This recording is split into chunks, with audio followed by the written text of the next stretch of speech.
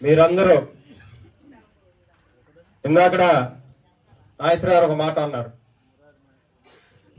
ఓటేసి కూడా ఫలానా పార్టీకి ఓటేసామని చెప్పడానికి కూడా భయపడ్డారు అనేది ఇక్కడ మీరు అండర్లైన్ చేసుకోవాలి. ఎందుకు భయపడ్డారు అంటే, ఒక నియంత ముఖ్యమంత్రి గడిచిన 5 సంవత్సరాలు పరిపాలన చేశాడు. ఆ నియంతే జగ్గుబాయ్ జగన్మోహన్ రెడ్డి. జగ్గుబాయ్ అనేది ఎందుకంటా ఉన్నామంటే, ఇందాక నాయశ్వర గారు అన్నట్టు ఎందుకు భయపడతామంటే, ఒక భయం కలిగించే నాయకుడు ఉంటే భయపడతాం. సహజంగా మన ఊళ్ళో కూడా ఎవరన్నా తాగి గొడవ చేస్తాడన్నా భయపడతాం, లేదంటే ఆడు కోట్లాటకు వస్తాడంటే భయపడతాం, లేదా ఆడు ఏదైనా చేస్తాడంటే భయపడతాం. అలా ప్రజలు భయపడే స్థాయికి ఆ జగ్గుబాయ్ గడిచిన 5 సంవత్సరాలు పరిపాలన చేశాడు. కాబట్టే మీరు భయపడ్డారు. భయపడి ఏం చేశారు మీరు? ఈ భయాన్ని నుంచి మన విముక్తి కలగాలి. ప్రజాస్వామ్యంలో డాక్టర్ బిఆర్ అంబేద్కర్ గారి యొక్క ప్రజాస్వామ్యం కావాలి. అంబేద్కర్ గారు ఏదైతే రాజ్యాంగం రాశారో ఆ రాజ్యాంగానికి అనుగుణంగానే పరిపాలన చేయాలి ఎవరో ముఖ్యమంత్రి అయినా ప్రధానమంత్రులైనా. అంతేగాని వ్యక్తిగత ఏజెండాతో పరిపాలన చేస్తానంటే కుదరదు. అలా గడిచిన 5 సంవత్సరాల్లో ఈ జగ్గుబాయ్ జగన్మోహన్ రెడ్డి గారు వ్యక్తిగత పరిపాలన చేశాడు. ప్రజాస్వామ్యాన్ని పక్కన పెట్టి వ్యవస్థలన్నీ నిర్వీర్యం చేశారు. ఎంతసేపటికి ఇసుక దోపిడీ ఎలా చేయాలి, మందు ద్వారా డబ్బులు ఎలా సంపాదించాలి, కాంట్రాక్టుల ద్వారా డబ్బులు ఎలా సంపాదించాలి అని ఒక్కటే ఆలోచించారు తప్పితే ప్రజల సంక్షేమం గురించి, ప్రజల అభివృద్ధి గురించి ఆలోచించాల. కేవలం సంక్షేమం ఇచ్చాం, పెన్షన్ ఇచ్చాం, అమ్మఒడి ఇచ్చాం, ఆసరా ఇచ్చాం, మీ సాగు మీరు సాగండి తప్పితే మీకు నెలకి కావాల్సిన కుటుంబ అవసరాల ఖర్చులకి మా బతుకు మేము బతుకుతున్నారా, నెలకి 20,000 రూపాయలు మాకు పని కల్పించమంటే ఎక్కడా పని కల్పించాల. దానికి భయపడ్డారు మీరు. అప్పుల పాలైపోయారు. పని చేసుకుందంటే పని లేదు. వారాల దగ్గర వడ్డీలు, డోక్రా గ్రూపుల్లో వడ్డీలు, ఇంటి పక్కన వాళ్ళ దగ్గర వడ్డీలు. ఏదో బతకాలి కాబట్టి అప్పు చేసుకొని అప్పు ఎవరు తీర్చాలి? అది ఈ రోజు ఎంత ఉన్న అప్పు రేపు ఎంత అయితే 5 సంవత్సరాలకి ఎంత అయితే అసలు వచ్చి మీద పడతాడు. ఎన్ని రోజులమ్మా అప్పు తిరిగి ఇవ్వమని. ఎలా అయిపోయినప్పుడు చిన్న చిన్న కుటుంబాలన్నీ కూడా ఏదన్నా తాతల తల్లిదండ్రులు అత్తమామలు ఇచ్చిన ఎకరమో పొలం అమ్మి అప్పులు తీర్చారు. లేకపోతే 2 సెంట్లు 3 సెంట్లు ఇళ్ల స్థలాలు ఇచ్చి అప్పులు తీర్చారు అమ్మి. ఈ లేనోళ్ళు ఊరు వదిలిపెట్టి పారిపోయారు. కొంతమంది ఫ్యాన్లు కూరేసుకొని కొంతమంది నదిలో దూకి చచ్చిపోయారు. అలా కుటుంబ వ్యవస్థని నాశనం చేసుకుంటూ వచ్చారు ఆర్థికంగా. వీటన్నిటిని విముక్తి కలిగించాలని చెప్పి మీరు సంకల్పించారు. మీరు అందరూ కూడా గతంలో జగన్మోహన్ రెడ్డి గారికి ఓటేసి ఉన్నారు 19లో చాలా మంది. కానీ ఎంతైతే నమ్మకంతో మీరు ఓటేశారో ఆ నమ్మకాన్ని వమ్ము చేశారు జగన్మోహన్ రెడ్డి గారు. మీరందరూ కూడా ఖచ్చితంగా ఇటువంటి నియంత ప్రజాస్వామ్యంలో పనికిరాడని చెప్పి సంకల్పించారు. కాబట్టి కానీ విని ఎనుగురు రీతిలో ఎన్డీఏ కూటమికి మీరు ఓటేసి అధికారాన్ని కట్టబెట్టారనేది మనం ఇక్కడ గుర్తు చేసుకోవాలి. ఒక మంచి ప్రభుత్వం దేశంలో నరేంద్ర మోడీ గారు ఇవాళ 3వ ప్రధానమంత్రి అయ్యారాయన. ఇవాళ ప్రపంచ దేశాలన్నీ కూడా ప్రధానమంత్రి నరేంద్ర మోడీ గారు లాంటి ప్రధానమంత్రి మా దేశంలో కూడా ప్రధానమంత్రిగా ఉంటే బాగుండని చెప్పి ఇతర దేశాలు కూడా ఎదురు చూస్తా ఉన్నాయి. అటువంటి మంచి నాయకుడు ప్రధానమంత్రిగా ఉన్నారు. అలాగే మన రాష్ట్రంలో 14 సంవత్సరాలు సుదీర్ఘంగా ముఖ్యమంత్రి చేసి ఎప్పుడు ఈ 5 సంవత్సరాలే మనం అధికారంలో ఉన్నామో మేలు చేయాలనేది కాకుండా భవిష్యత్తు తరాలకి మేలు చేయాలి. చదువుకునేటువంటి పిల్లలకి ఉద్యోగ అవకాశాలు రావాలంటే పెట్టుబడులు పెట్టించి ఇండస్ట్రీస్ తీసుకొచ్చి ఐటీ కంపెనీలు తీసుకొచ్చి వాటి ద్వారా భవిష్యత్తు కలిగించాలి పిల్లలకి అని చెప్పి, అలాగే ఆ కంపెనీల ద్వారా ఎవరైతే మీరు రోజువారీ కూలీలు, కాంట్రాక్టులు, ఇంకో పను, ట్రాక్టర్లు, పొక్లీలు ఏదో పని చేయాలనుకున్న వాళ్ళకి వాళ్ళందరికీ పని కల్పించాలని ఆలోచన కలిగినటువంటి వ్యక్తి చంద్రబాబు నాయుడు గారు. వీళ్ళిద్దరికి తోడుపాటు ఒక మంచి ఆలోచన కలిగి, బాబు వెనకాల నిదానంగా మాట్లాడము, వీళ్ళిద్దరితో పాటు ఒక మంచి ఆలోచనలు కలిగినటువంటి డిప్యూటీ సీఎం పవన్ కళ్యాణ్ గారు సినిమాలు చేసుకుంటే 100 కోట్ల రూపాయలు ఆయనకే ఆదాయం వస్తుంది.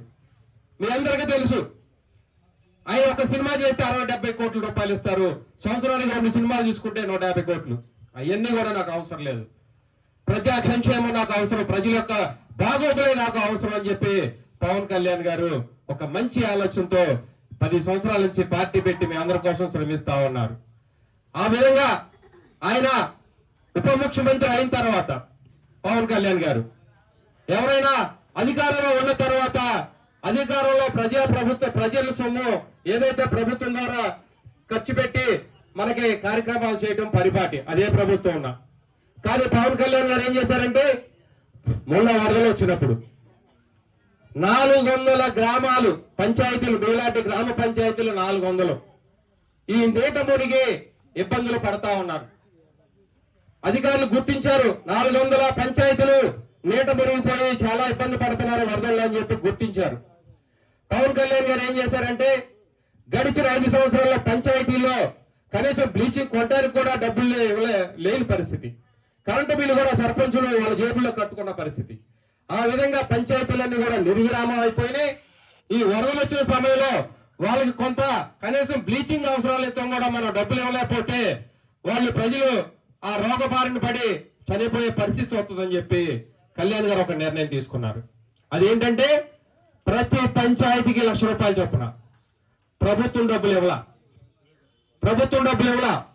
ఆయన కష్టార్జితంతో కష్టపడి సంపాదించినటువంటి డబ్బుల్ని ప్రతి పంచాయతీకి 1,00,000 రూపాయలు చొప్పున 4 కోట్లు ఇచ్చినటువంటి నాయకుడు పవన్ కళ్యాణ్ గారు 4 కోట్ల రూపాయలు ఇచ్చారు. అంతటితో ఆగల, సీఎం రిలీఫ్ ఫండ్కి చంద్రబాబు నాయుడు గారికి 1 కోటి రూపాయలు మళ్ళీ ఇచ్చారు. మళ్ళీ అంతటితో ఆగల, పక్క రాష్ట్రంలో ఉన్నటువంటి కాంగ్రెస్ ప్రభుత్వం ముఖ్యమంత్రిగా ఉన్నటువంటి రేవంత్ రెడ్డి గారికి అక్కడ 1 కోటి రూపాయలు ఇచ్చారు. అంటే అధికారంలో ఉండి కూడా అధికారంలో ప్రజల సొమ్ము ప్రజలకి ఇవ్వడం గొప్ప కాదు, మన కష్టార్జితం కూడా ప్రజలకు అవసరం అని చెప్పి గుర్తించి 6 కోట్ల రూపాయలు తన సొంత డబ్బుల్ని ఈ పంచాయతీలకి ఇవ్వడం జరిగింది. అలా మన మైలవరం నియోజకవర్గంలో 31 పంచాయతీలు ప్రభుత్వం గుర్తిస్తే ఆ 31 పంచాయతీలు కూడా 1,00,000 రూపాయలు చొప్పున పవన్ కళ్యాణ్ గారు ఇవ్వడం జరిగింది.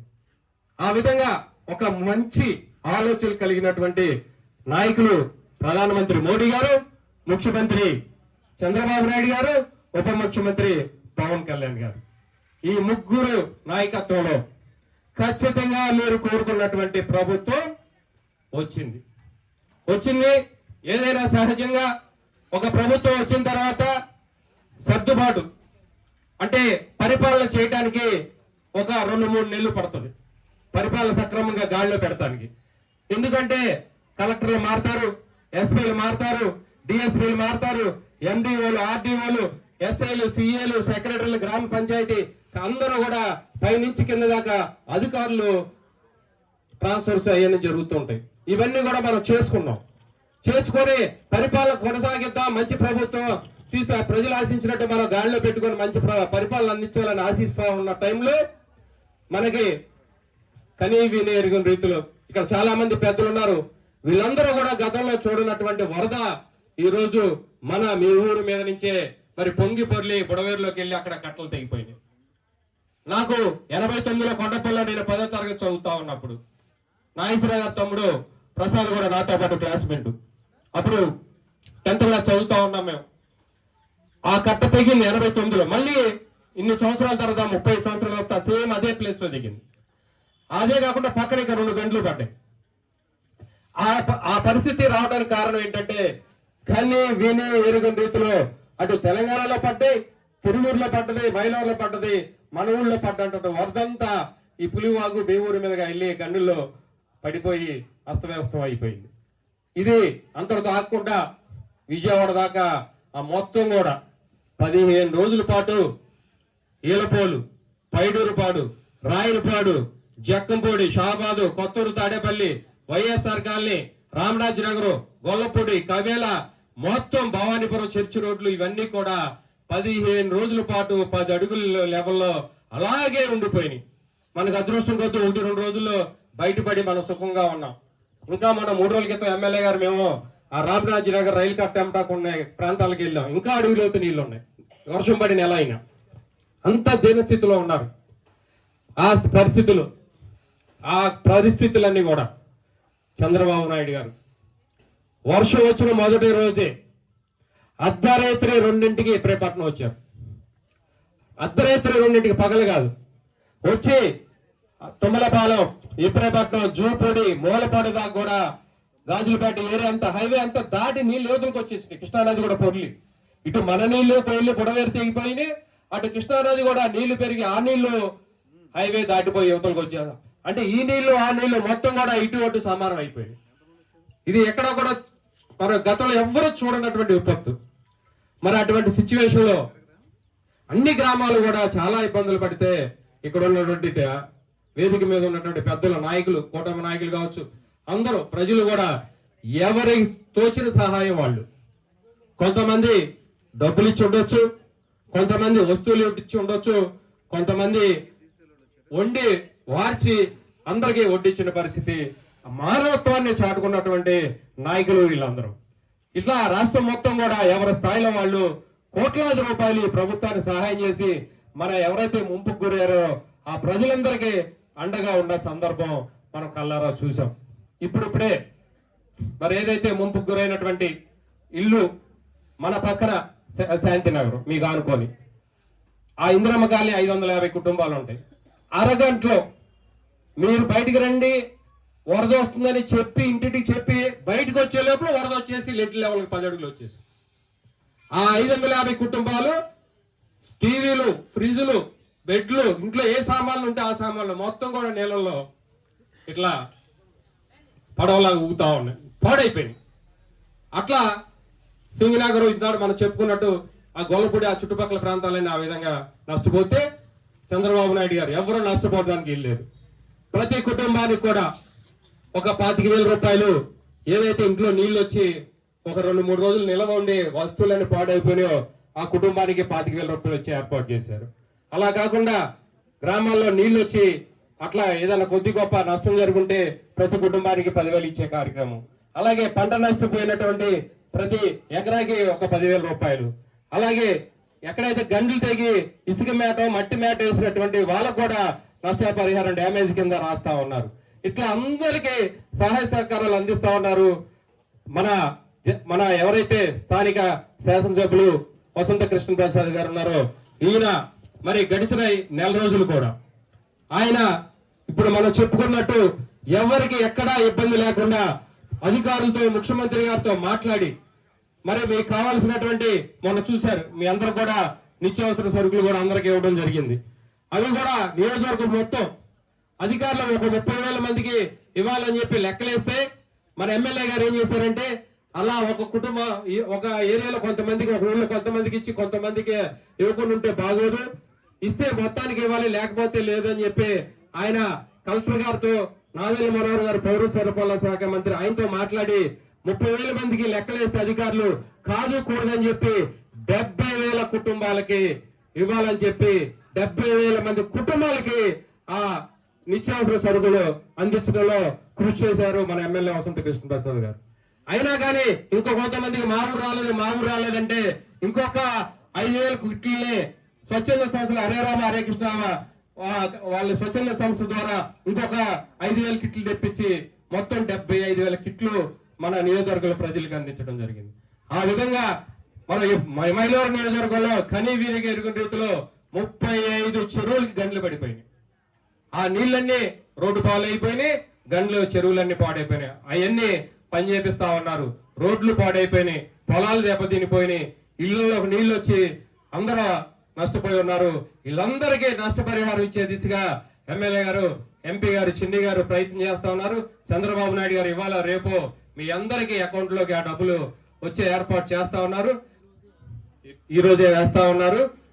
ఖచ్చితంగా మీ అందరికి న్యాయం జరిగింది.